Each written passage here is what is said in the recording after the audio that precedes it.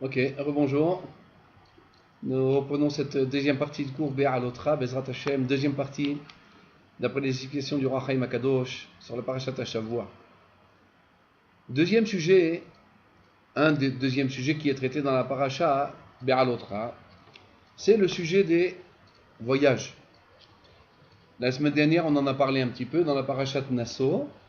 On en a parlé un peu dans le sens que là-bas, on a expliqué de quelle manière les Bnei Israël devaient camper et de quelle manière ils devaient voyager. Il y avait un seder, comme on avait dit, Machane Yehuda en premier, accompagné de Issachar et Zevulun.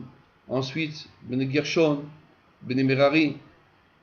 Ensuite, Bnei Kehat. Ensuite, Reuven. Et ainsi de suite, comme ça, et tous les Bnei Israël par la suite. Ça, c'était la Nessia, c'est-à-dire le voyage des Bnei Israël, le campement dans le désert pendant 40 ans. En vérité, ce voyage aurait duré que 2 ans.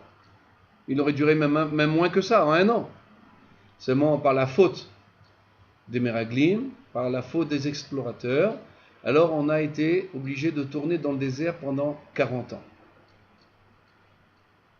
Dans le désert, comme on l'a dit, même dans les premiers chiours que l'on a fait sur le Rahaim Akadosh, le désert est un endroit où il y a beaucoup les forces du mal. Comme on a dit, là où il n'y a pas de vitalité, comme dans le désert, c'est un endroit, comme son nom l'indique, désertique, ça veut dire il est désert de vitalité. Il n'y a rien là-bas. Dans ces endroits comme ça, là où il n'y a pas de vitalité, il y a là-bas 2 sortes de dangers. Première sorte de danger, c'est les gens qui nous veulent du mal. Les bandits, les gens qui attaquent. Il y a les forces du mal. Un homme, des fois, il peut mourir d'illumination dans le désert. Il peut avoir des mauvaises pensées.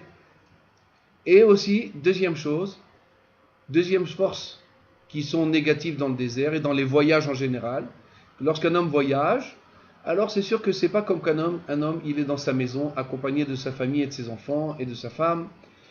Dans les voyages, on rencontre des personnes, on rencontre des têtes qu'on ne connaissait pas. Des fois, c'est des bonnes rencontres, des fois, c'est des mauvaises rencontres.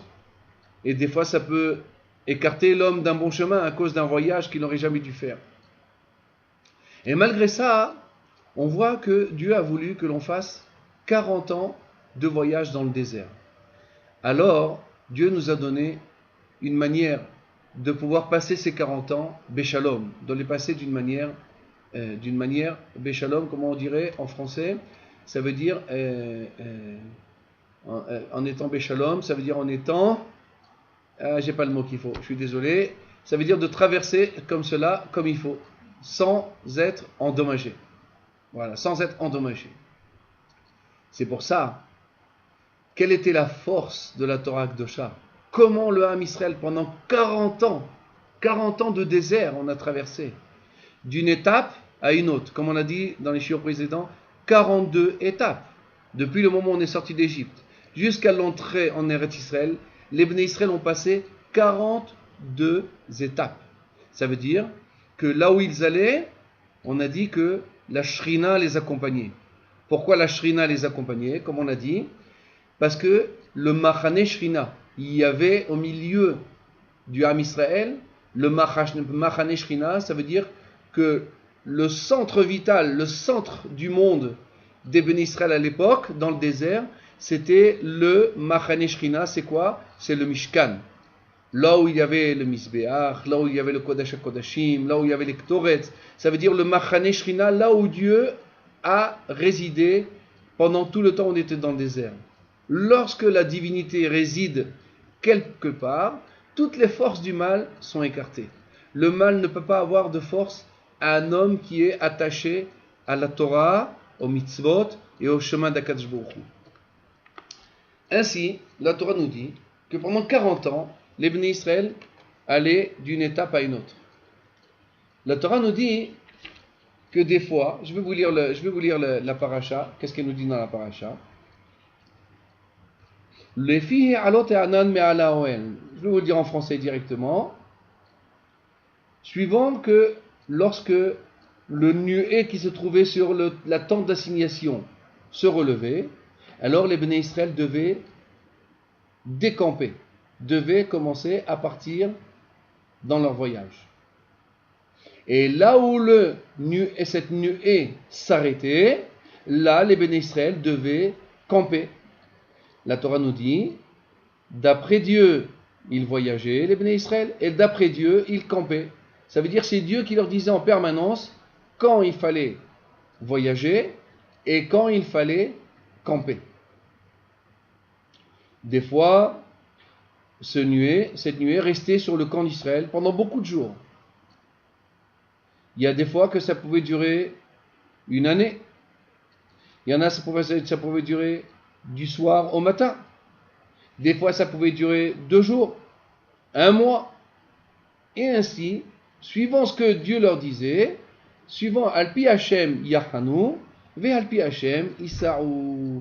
Suivant ce que leur Dieu leur disait, ils voyageaient. Et suivant ce que disait Akadosh Baruch Hu, ils campaient.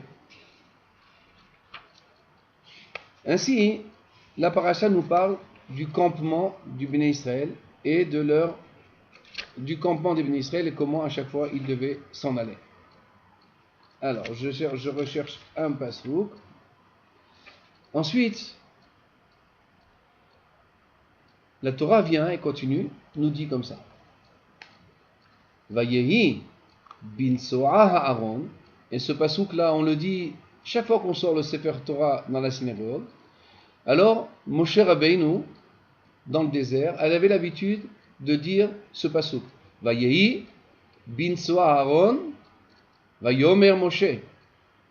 Kuma Adonai v'yafutso evecha v'yanusu misanecha mipanecha.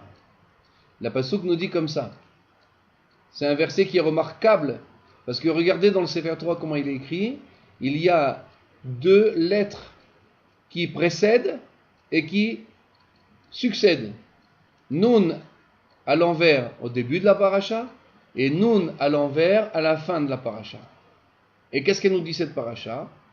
Vayehi bin so'a Aaron. Et voici lorsque le Aaron, ça veut dire l'arche saint, marchait, Vayehi bin so'a Aaron, alors Moshe disait, Kuma Hashem, lève-toi Kadosh Baruch Hu, v'yafutso oivecha, et éclate tes ennemis, v'yanusu mesanecha mipanecha, et que tous ceux qui te haïssent fuient devant toi. Or HaChaim HaKadosh dit dans cette paracha qu'il faut savoir une chose, que la raison pour laquelle les Béné Israël étaient dans le désert pendant 40 ans, il n'y a pas de hasard dans la Torah. C'est pas parce que de l'Égypte à Israël il y a du désert, alors c'est pour ça que l'on a traversé le désert. Si Dieu il aurait voulu, il aurait pu raccourcir le voyage et nous faire passer par une autoroute ou par une route goudronnée et d'arriver directement à Beersheba et de remonter à Eretz Israël jusqu'à Yerushalayim, jusqu'au nord du pays et ainsi de suite. Non. Akadosh Baruch Hu, il a voulu que l'on passe dans le désert. Et malgré les difficultés du désert et les dangers du désert, Dieu a voulu que le Béné Israël passe là-bas. Ainsi, le Or HaChaim nous dit, vous savez pourquoi la raison? Parce qu'il n'y a pas de hasard. Là où un homme passe, il a un travail à faire. Ça, on l'apprend beaucoup de la Torah, on l'apprend beaucoup de la Chassidut, le Baal Shem Tov. Toujours disait à ses élèves, lorsque vous arrivez quelque part, faites une bracha sur un fruit, sur un verre d'eau. Faites un limud Torah, faites une mitzvah. Ne passez jamais quelque part sans faire une mitzvah. Pourquoi? Or HaChaim HaKadosh nous dit comme ça, pourquoi? Parce que les raisons des galouyot, les raisons profondes par lesquelles le Ham Israël traverse des galouyot, ça veut dire des exils, des péripéties, la raison est pour une seule et même raison. C'est qu'il y a des étincelles de divinité qui se trouvent éparpillées dans le monde entier. Là où un juif traverse, alors il doit essayer de réveiller ces étincelles divines. Je vais vous en donner quelques exemples par la suite, si Dieu veut. Donc le Or HaChaim Akadosh nous dit, c'est pour ça que donc le Baal Shem Tov nous disait que là où on passait quelque part, il disait à ses élèves, faites toujours une bracha, une mitzvah. Pourquoi? Parce qu'en faisant une bracha ou une mitzvah, on attire sur nous des étincelles de divinité qui étaient égarées dans le monde. Et ainsi, comme ça, la raison de la galoute est annulée. Ainsi, dans la parashat Yitro, dans le pasuk, Veitemli am segula, Or HaChaim Akadosh explique là-bas, il nous dit, vous serez pour moi un Am Segula, vous êtes pour moi un peuple de Segula. C'est quoi la Segula? Le Am Israël a une propriété très spéciale. C'est que là où il passe, il relève l'endroit où il traverse. Pourquoi? Le Am Israël descend du Kisei Hakavod. Nous avons une puissance, une force spirituelle très importante.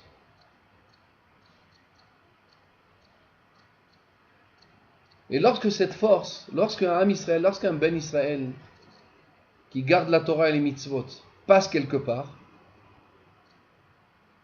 il a une force d'attirer vers lui des étincelles de divinité qui étaient cachées dans l'endroit où il se trouve.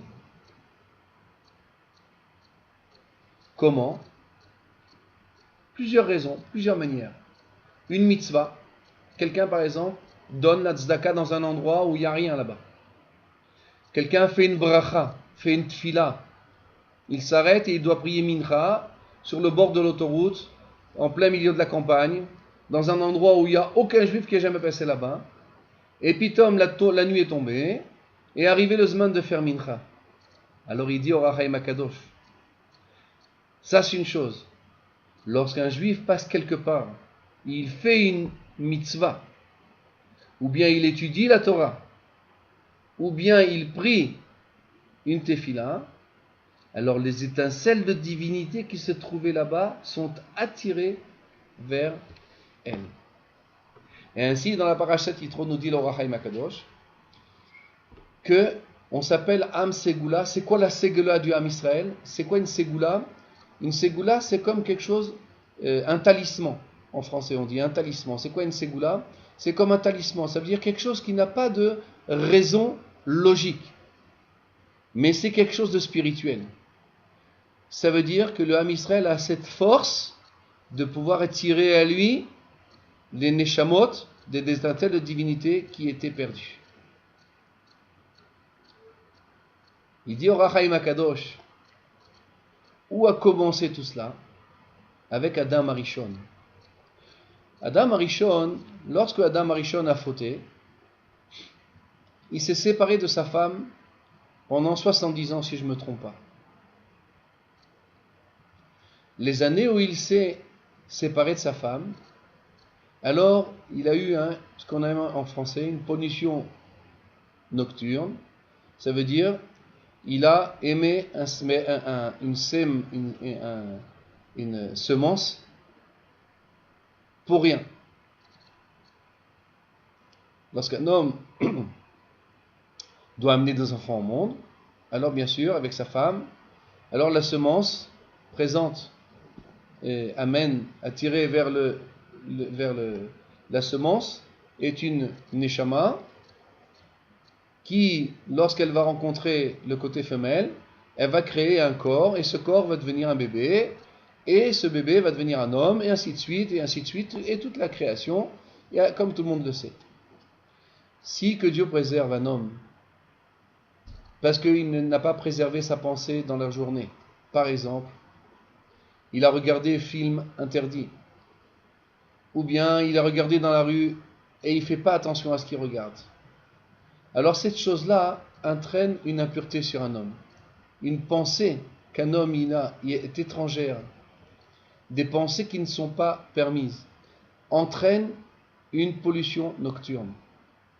Cette pollution nocturne est une grande impureté. Une grande impureté. Et la Gemara nous dit, la Torah nous dit, que les enfants de Yehuda, Er et Onan, sont morts de ce monde-là, bien qu'ils étaient tzadikim. Pourquoi? Parce qu'ils ont eu des pollutions nocturnes. Ça veut dire cette semence-là, qui aurait dû donner la vie, est partie pour rien. Donc c'est comme si ce sont des vies qui n'ont pas de corps. Ce sont des vies qui se sont perdues dans la nature, des vies qui se sont éparpillées dans le monde, et qui n'ont pas de réparation, qui n'ont pas de corps.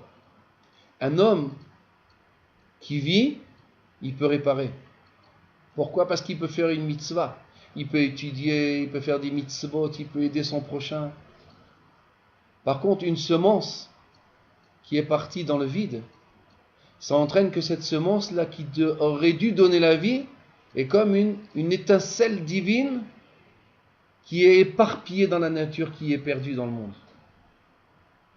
Lorsque Adam Arishon a fauté, il a eu donc cette semence pour rien. Alors, cette semence de Adam Arishon est partie et s'est éparpillée dans le monde entier. Et particulièrement, où est-ce que se sont parties ces étincelles de divinité? En Égypte et dans le désert, là où les Bnei Israël ont tourné. Lorsque Yaakov Avinu, à la fin de ses jours, devait descendre en Égypte, alors Yaakov Avinu n'a pas voulu. Il a dit non, je ne veux pas partir là-bas, c'est un pays impur. Je ne veux pas mettre mes pieds là-bas. Alors Akadosh Baruch Hu lui a dit non, tu vas descendre là-bas et je vais te faire remonter de là-bas. Et je te ferai en toi une grande nation sortira de toi. Pourquoi? Quel est le rapport avec la grande nation et le fait de descendre en Égypte? D'après ce qu'on vient d'expliquer maintenant, on peut très bien comprendre que les semences de Adam Arishon, ces étincelles de divinité qui se sont éparpillées dans le monde, et particulièrement en Égypte, c'est comme des neshamot qui étaient perdus,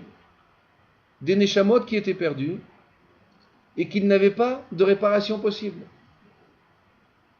Alors Akadosh Baruch Hu savait une chose, que Yaakov Avinu, qui était un homme kadosh, vetzadik, et ses enfants, les 12 tribus, qui étaient aussi des hommes tzadikim, lorsqu'ils vont descendre en Égypte, et ils vont créer là-bas une communauté de Torah, une vie de Torah, en terre de Goshen, comme il y a marqué là-bas, ils ont créé là-bas des Talmudei Torah pour les enfants, des yeshivot. Alors Akadosh Baruch Hu, il a dit à Yaakov Avinu, tu vas descendre là-bas, et de là-bas tu vas devenir une grande nation. Ça veut dire ces étincelles de divinité qui étaient perdues en Égypte, grâce à Yaakov et à ses enfants, alors ils vont, grâce à leur étude de la Torah, et grâce à leur grandeur et leur kedusha, ces étincelles de divinité vont être attirées vers Yaakov Avinu et vers ses enfants. C'est comme par exemple quelqu'un, il est dans l'obscurité et il marche dans la rue, puis il aperçoit en face de lui une maison dans laquelle il y a des lumières extraordinaires. Tout le monde sera attiré vers cette lumière-là, tout le monde va rentrer dans cette maison. Alors il dit au Rahaim Akadosh la même chose. Les étincelles de divinité qui étaient perdues dans le monde, lorsqu'elles ont vu Yaakov Avinu et ses enfants descendre en Égypte, ces étincelles-là ont été attirées vers cette lumière de Yaakov et de ses enfants.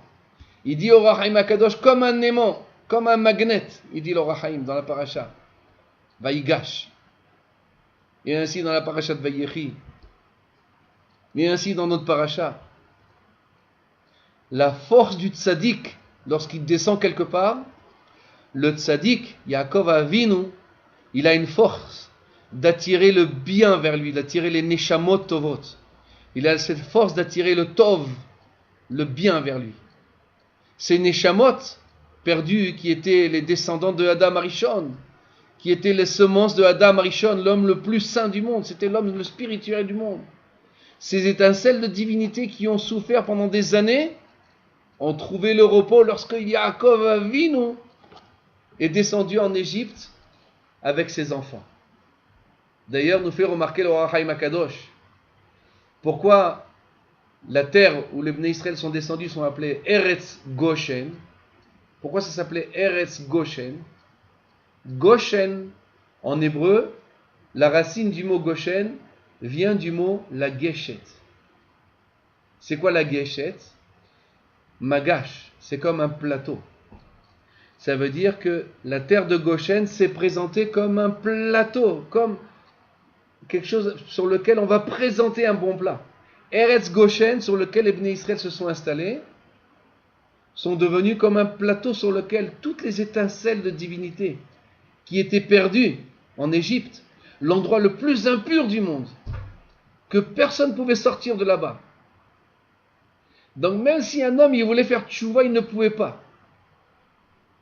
De la même manière, lorsque les Bnei Israël sont rentrés là-bas, alors pitom, ces étincelles, ces neshamot qui étaient perdus en Égypte, ont retrouvé leur vitalité, ont retrouvé leurs racines, Yaakov Avinu, Adam Arishon.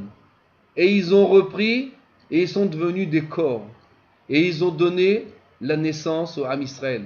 600 000 personnes, 600 000 neshamot qui étaient perdus dans la Galout Mitzraïm.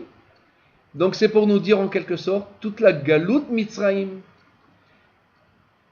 l'exil d'Égypte était rien que pour cette raison, afin de récupérer que Yaakov et ses enfants, grâce à leur sainteté et leur étude de Torah, ils allaient récupérer ces neshamot qui étaient perdus et leur donner maintenant un corps.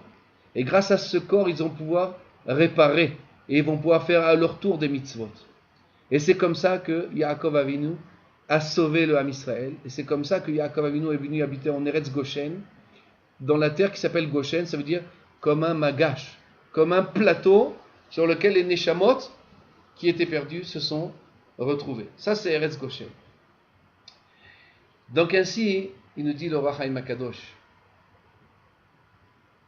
il existe dans le désert, qui était l'endroit du mécréant, l'endroit du mal, les forces du mal, soit parce que là-bas, pour les gens, ils pouvaient mourir de soif, de difficultés, les lions, les bêtes sauvages, ou bien simplement que dans le désert, les gens, comme on verra par la suite, les explorateurs, les gens des fois se découragent du service divin. Il y a deux choses qui peuvent arriver dans le désert, dans le voyage d'un homme. Ou bien des dangers du voyage, ou bien un homme se laisse emporter par ce qu'il voit autour de lui, et à cause de ça, il abandonne le chemin d'Akadosh Baruch Hu, le chemin d'Hachem. Lorsque Moshe Rabbeinu marchait dans le désert, alors il savait très bien que le but de ces 40 ans de désert était afin de récupérer des neshamot perdus. Des neshamot perdus. Je vais vous donner, c'est quoi un exemple de neshama perdu? Quelqu'un qui se convertit par exemple. Quelqu'un qui se convertit, c'est une neshama qui était perdue dans le monde. Et puis Tom, il a rencontré une lumière spéciale, il a vu une lumière spéciale, un tzaddik qui lui a parlé, ou bien il a entendu des paroles de Torah, et il s'est converti. Ça c'est une neshama qui était égarée. Et ainsi Ruth, l'arrière-grand-mère de David HaMelech, qui a donné naissance au Mashiach. D'où est venue Ruth? Convertie. Une femme qui a pris sur elle le judaïsme et toutes ses mitzvot, bien sûr. Pas seulement de devenir juif, mais de prendre sur soi le joug divin. De prendre sur soi, de faire la Torah et les mitzvot. Ça, c'est un véritable converti. Pas une conversion par intérêt.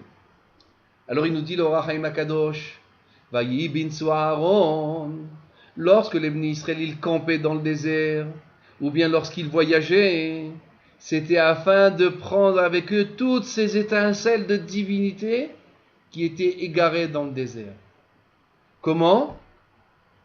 Grâce à la Torah, grâce à l'arche saint, grâce au Aaron HaKodesh, dans lequel se trouvaient là-bas les tables de la loi que Moshe Rabbeinu avait reçues de Kadosh Baruch Hu, et le Sefer Torah de Moshe Rabbeinu. Lorsque le Ham Israël, réuni autour de la Torah, réuni autour de Moshe Rabbeinu, le tzaddik de la génération, camper quelque part, ou bien avancer dans le désert, ils avaient cette force comme un aimant d'attirer des neshamot, d'attirer des étincelles de divinité qui étaient perdues. Et ainsi donc, le voyage des Bnei Israël dans le désert, c'était afin de réunir toutes ces étincelles de divinité qui étaient dues à la faute de Adam Arishon, de la faute de Adam Arishon. C'est la raison pour laquelle nous dit Orahaim Akadosh, Vayehi binso Aaron. Et ainsi, lorsque l'Arche Saint il marchait, Vayomer Moshe, et Dieu, Moshe Rabbeinu disait, Kuma Hashem, lève-toi Hashem, ça veut dire ta divinité, la grandeur de ton nom, se lève, Veyafutsu oivecha mipanecha, Veyafutsu oivecha, et que tes ennemis explosent. Ça veut dire parce qu'il y a des gens toujours qui sont là pour empêcher les autres de faire tchouva. Il y a toujours des gens qui sont là pour empêcher les autres de faire les mitzvot. Par exemple, un homme qui a fait des averot. Par exemple, jusqu'à présent, quelqu'un il mangeait du cochon, chasve halila. Quelqu'un il a été mehalel Shabbat. Pitom il se réveille, il veut faire tchouva. Alors il faut savoir, il y a des accusateurs sur cet homme-là. c'est des côtés impurs, c'est une impureté qu'un homme il a pris sur lui. Cette impureté que l'homme a pris sur lui, il l'empêche. C'est un empêchement sur lui de pouvoir s'approcher d'Akadosh Baruch Hu. Bien qu'il veut, mais il ne peut pas. Vient Moshe Rabbeinu, il disait dans ce voyage, Kuma Hashem veyafutsu oivecha mipanecha, et que tes ennemis qui te veulent du mal explosent, c'est-à-dire les mauvaises choses que j'ai créées en faisant des mauvaises actions, elles soient explosées, afin qu'elles puissent libérer ces neshamot qui étaient perdus. Ça, c'est un premier exemple. Veyanusu misanecha mipanecha. Et ainsi, les gens qui te haïssent aussi disparaissent de ta face. C'est une deuxième empêchement qu'un homme il a dans ce monde-là. Ce sont les gens qui se moquent. Par exemple, un homme a compris l'importance de la Torah, a compris l'importance de faire les mitzvot. Seulement il a honte de son prochain. Ou bien, simplement, il est encore sous l'influence de gens qui ne le laissent pas avancer, qui ne le laissent pas grandir dans sa Torah. Pourquoi? Parce que ces gens-là, ils haïssent les chemins de la Torah. Vient Moshe Rabbeinu et a prié à Akadosh Baruch Hu. Kuma Hashem veyafutsu oivecha veyanusu misanecha mipanecha. Deux choses, que la klipa, l'impureté qui empêche un homme de grandir, explose et le laisse sortir. Et les gens qui se moquent, qui te haïssent aussi, qu'ils fuient devant ta sainteté. Ça, c'était lorsque les Bnei Israël devaient traverser le désert. Et ainsi, lorsque Vnuho, Yomar, et lorsqu'il campait, alors qu'est-ce qu'il disait Moshe Rabbeinu, Yomar? Shuva Hashem, Rivavot Alfei Israël. Lorsque les Bnei Israël campaient, après avoir fini cette épopée, cette exploration dans le désert, et lorsqu'ils devaient camper, alors à ce moment-là, Vnuho, ça veut dire c'est comme un homme qui a un plaisir, après avoir passé une difficulté, maintenant il traverse une facilité. Vnuho, lorsque les Israël vont venir camper maintenant, alors toutes ces neshamot qui étaient perdues, qui se sont réunies, Shuva Hashem Rivavot Alfei Israël, les milliers d'Israël, ça veut dire, pitom, toutes les neshamot qui étaient perdues ont retrouvé le repos. Ça c'est l'importance de la Torah Kedosha. Dans plusieurs endroits, si tu veux, on le retrouvera ce sujet dans le Orahaim Akadosh, que la force du Limud Torah d'un juif, la force des mitzvot du Ham Israël, la force d'un tzaddik, elle est qu'elle attire sur lui des neshamot qui étaient perdus. Et aussi automatiquement, elle attire sur lui la bracha. Elle attire sur lui, parce que lorsqu'on attire sur nous le spirituel, on attire sur lui la divinité, on l'a dit dans plusieurs shiurim, on attire aussi sur nous le côté matériel, la bracha et l'abondance. Et ça, c'était l'importance du chemin des Bnei Israël dans le désert pendant 40 ans, afin de réunir toutes ces neshamot qui étaient perdues. Et nous allons terminer par cette dernière demande, et c'est une manière parce que comme on a dit maintenant, Adam Arishon, par la faute de Adam Arishon qui a eu une semence pour rien, alors à cause de ça, les Bnei Israël sont partis en galoute pendant 210 ans en Égypte. Ils ont passé 210 ans d'esclavage. 210 ans d'esclavage. Et ensuite 40 ans à tourner dans le désert afin de récupérer toutes ces neshamot qui étaient perdues à cause de la faute de Adam Arishon. Si on comprend ça, alors Bémet, on peut comprendre ce que les tzadikim, ce qui a marqué dans la Torah, qu'un homme, Ishamru lachem, velo taturu acharei levavchem ve'acharei nechem, ne pas se laisser emporter par nos yeux et par nos désirs. Pourquoi? Parce que lorsqu'un homme désire par ses yeux, alors il vient à fauter par la suite. Et ainsi, quelqu'un qui a des mauvaises pensées, ou bien quelqu'un qui regarde des films interdits, des films qui réveillent les instincts un peu matériels, un peu animaux des hommes, c'est pas Shayach au Am Israël, c'est pas la sainteté du Am Israël. Am Israël, c'est un peuple saint. Donc si un homme a compris l'importance de se sanctifier, de faire attention, de ne pas regarder les choses qui sont interdites, de ne pas faire des actions qui sont interdites, que Dieu préserve, qui peuvent entraîner à avoir de la semence pour rien, alors un homme est responsable de ses actions. Et grâce à lui, la galoute, au lieu d'avoir à traverser des exils et d'autres exils encore, afin de récupérer ces neshamot que l'on aura perdus, alors à ce moment-là, au contraire, on arrivera à ce qui est marqué dans la Torah, alors on va réunir toutes les neshamot par notre étude de Torah dans notre maison, dans notre Beth Midrash, en Eretz Israël, sans avoir à sortir dans les quatre coins du monde, là où ces neshamot se sont éparpillés, sans aller nulle part, il dit Or HaChaim Akadosh Parashat Yitro. Un juif, là où il se trouve, par la force de son Limud Torah, si son Limud Torah il est dans la Kedusha, alors il a cette force de rattirer à lui toutes les neshamot qui étaient perdus dans les quatre coins du monde. Sinon, un homme, il doit voyager, il doit partir au fin fond de l'Afrique, au fin fond des États-Unis. Il doit partir dans des endroits où il n'y a pas de juifs là-bas. Pourquoi? Pour faire une mitzvah afin d'attirer sur lui toutes ces étincelles de divinité. Si un homme, maintenant, il prend sur lui de se préserver, ses yeux, de ne pas regarder des choses qui sont interdites, de ne pas penser à des actions, de penser à des choses qui peuvent réveiller l'instinct animal d'un homme, et ainsi de ne pas s'associer à des choses qui peuvent attirer un homme dans les mauvais chemins, alors grâce à ça, on va raccourcir notre exil et on va amener sur nous l'avenue du Mashiach qui va réunir toutes les neshamot du Ham Israël qui étaient égarées depuis des milliers d'années. C'est aussi pour terminer l'importance que Rabbi Nachman a demandé d'aller chez lui pour faire tikkun aklali à Oman afin de donner des corps à des neshamot qui étaient perdus. L'importance de tikkun aklali, tous les sfarim de tzadikim parlent de ça, l'importance de faire les 10 mizmoré tehilim, lesquels le mizmor tehilim numéro 16, numéro 32, numéro 41, numéro 42, numéro 57, numéro 50. Attendez, je ne vais pas vous dire une bêtise. On recommence, les 10 numéros. Tetzain, ça veut dire numéro 16. Numéro Lamed Bet, 32. Numéro Mem Aleph, 41.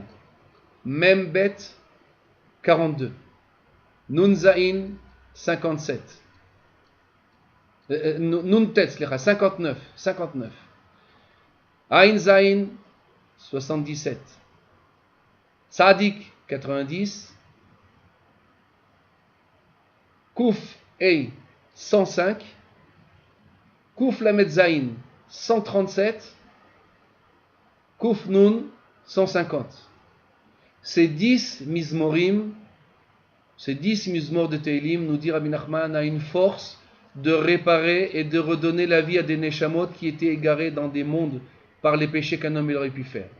Donc c'est l'importance du Or HaChaim Akadosh cette semaine, afin de nous réveiller au sujet qu'un homme doit faire attention à sa sainteté, et ainsi, grâce à Dieu, à l'avenue du Mashiach qui va ramener toutes les neshamot qui étaient égarées dans le monde entier. Baruch Adonai Leolam, Amen ve Amen.